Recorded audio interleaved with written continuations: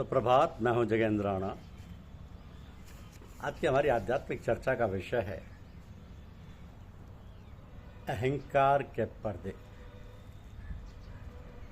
अहंकार के पर्दे।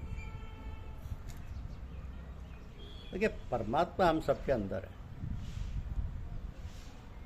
फिर भी हम उससे बिछड़े हुए और उसे प्राप्त करना कठिन हो गया है। इसका कारण ये है कि हम मन के चंगुल में पड़ गए हैं और ये मन अहंकार की दीवार खड़ी करके हमें संसार की माया में उलझाए रहता है। इस अहंकार के पर्दे के कारण हम परमात्मा के दर्शन नहीं कर पाते। इसी अहंकार के पर्दे के कारण हम परमात्मा के दर्शन नहीं कर पाते। तो जब तक मन स्थिर नहीं होगा, जब तक ये अंतर्मुखी अभ्यास में नहीं लग सकता, और अंतर्मुखी अभ्यास के बिना परमात्मा की प्राप्ति और जन्म मरण के चक्कर से छुटकारा संभव नहीं। ये मन क्या है? मन तो स्वाद का शौकीन है और वो निरंतर सुख की खोज में सांसारिक विषयों के पीछे दौड़ता रहता है। जब तक सांसारिक विषयों के स्वाद से कहीं ऊंचा और मीठा स्वाद इसे नहीं मिलता, इसकी भागदौड़ रुक नहीं सकती। एकमात्र नाम स्मरण में ही वह ऊंचे से ऊंचा और मीठे से मीठा स्वाद भरा है, जिसे प्राप्त कर मन निश्चल और आनंद विभोर हो जाता है। तो सांसारिक विषय सुख तब फीके लगने लगते हैं मन को, और यह सहज ही सांसारिक विषयों को छोड़ परमात्मा की भक्ति और प्रेम के रस में मग्न हो जाता है। ये धुनात्मक नाम या अनहद नाद जो मन के विचारों को दूर करने और परमात्मा से मिलाप करने का एकमात्र साधन है, केवल पूरे गुरु द्वारा ही प्राप्त किया जा सकता है। इसके कारण यह कि परमात्मा अपने आप में अव्यक्त और अगोचर है, अतः वो हमारी पहुंच के बाहर है। हम तभी उसके संपर्क में आ सकते हैं जब वह व्यक्त या साकार रूप में हमारे सामने प्रकट हो। तो सच्चा संत या सतगुरु ही परमात्मा का वह व्यक्त या साकार रूप है। अपनी गहरी शब्द साधना द्वारा सच्चा संत या सतगुरु अपने आप को परमात्मा में पूर्णतः विलीन कर परमात्मा का ही रूप बन जाता है। स्वयं परमात्मा से मिले होने के कारण वो अपने संपर्क में आने वाले जीवों को भी परमात्मा से मिला सकता है। तो इस प्रकार अगम्य और अगोचर परमात्मा से मिलाप प्राप्त करने के लिए सतगुरु ही एकमात्र साधन है। सतगुरु ही एकमात्र साधन है। मन में इच्छाओं का उठना स्वाभाविक है। इंद्रियां इच्छाओं की पूर्ति में भागेंगी, मन को उस ओर खींचेंगी, हमें संसार में बांधेंगी। अब बंधना तो किसी न किसी प्रकार से है कि यह बंधना ही इच्छा का परिणाम है, और बंधने से ही दुख उत्पन्न होता है। इसलिए दुख का कारण इच्छाएं हैं। हम संसार में हैं तो मन हमें संसार से बांधेगा। तो बंधना सुनिश्चित है। सोच विचार कर अपने निर्णय से बंधें, परोपकार से बंधें, प्रेम से बंधें, मानवता से बंधें। ये निर्णय हमें संसार से बांधेगा, पर हमें भ्रष्ट होने से, कलुषित होने से और पतित होने से बचा लेगा। ये एक सीधा मार्ग है, पर सावधान रहना होगा कि इस सरल सीधे मार्ग पर चलते हुए भी हम अहंकार के गर्द गुबार अपने ऊपर ना चढ़ने दें, नहीं तो सारी यात्रा अकारत हो जाएगी और मन भी मलिन हो जाएगा। तो इंद्रियां विषयों की ओर उन्मुख होंगी।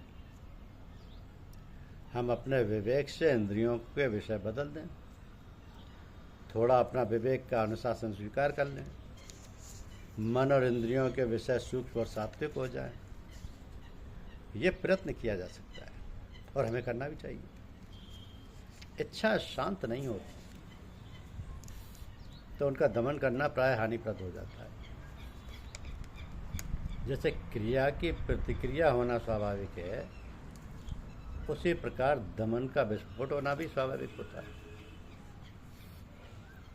इसलिए इंद्रियों को थोड़ा ताड़ना तो देना चाहिए, उन पर कुछ नियंत्रण करने का प्रयास तो करना ही चाहिए, किंतु दमन की प्रतिक्रिया में इच्छाएं अपने दुर्निवार वेग से उठने लगें, ऐसा नहीं होना चाहिए।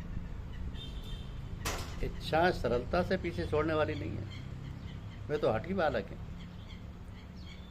बुखार होने पर भी आइसक्रीम खाने के हठ बालक पकड़ लेते हैं। ऐसा ही कभी कभी हमारी इच्छाएं भी करती हैं। तो क्या हमें ऐसी इच्छा पूर्ति कर लेनी चाहिए? क्या ज्वरग्रस्त बालक को आइसक्रीम दे देनी चाहिए? इच्छा पूर्ति के औचित्य अनुचित्य पर तो हमें विचार करना ही होगा, मन को समझाना ही होगा।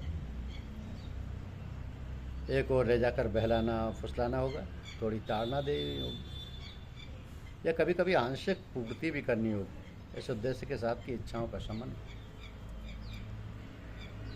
वस्तुतः इच्छा हमारी मनोशक्ति भी है, उसे हम अपनी ऊर्जा बना सकते हैं।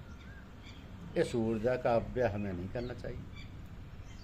जैसे विद्युत शक्ति से चलने वाली लिफ्ट हमें ऊपर भी ले जा सकती है और नीचे भी, उसी प्रकार हमारी इच्छा शक्ति, हमारी मनोशक्ति, हमारी मानसिक ऊर्जा हमें अधोगामी भी बना सकती है और ऊर्ध्वगामी भी। तो मनुष्य जीवन की सार्थकता ऊर्ध्वगामी होने में है। हम अपनी मनोशक्ति या इच्छा की ऊर्जा का इस प्रकार प्रयोग करें कि सदैव ऊर्ध्वमुखी रहें। इस ऊर्जा का दुरुपयोग करेंगे तो अधोमुखी होकर गिरेंगे। इच्छा के उत्पन्न होते ही हमें जाग जाना चाहिए कि इस इच्छा का स्रोत कहाँ है। जैसे ही हम स्वयं से किंचित अलग हटेंगे, अपनी आबद्ध मोह भावना और मैंपन से दूर हटेंगे, वैसे इच्छा का स्रोत पता लगाना आसान हो जाएगा। इच्छा पूर्ति के परिणाम पर भी विचार करना होगा। हमारा विवेक ही हमारा सहायक हो गया। इच्छा में बहुत शक्ति होती है, वो अपने बहाव में विवेक को बाहर ना ले जाए, सावधान रहना होगा। अधोगामी होने से स्वयं को बचाना होगा।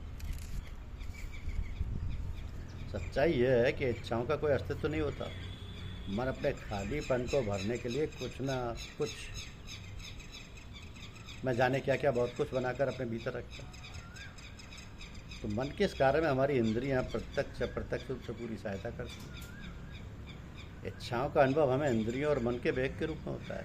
इंद्रियों के माध्यम से ही मन दौड़ता है और मन के प्रेरणा से इंद्रियां चालित होती हैं। ठीक वैसे ही जैसे रथ के घोड़े रथ और उसमें बैठे सारथी को दौड़ाते हैं और रथ का सारथी उन घोड़ों को दौड़ाता है। अब यदि ना तो सारथी घोड़ों को रोकना चाहे और ना ही उन्मादित घोड़े रुकना चाहें तो क्या होगा? कुछ ना कोई भयंकर परिणाम निकलेगा। और ये निरंतर वेग में रहना, निरंतर इच्छाओं के मोह में पड़े रहना है।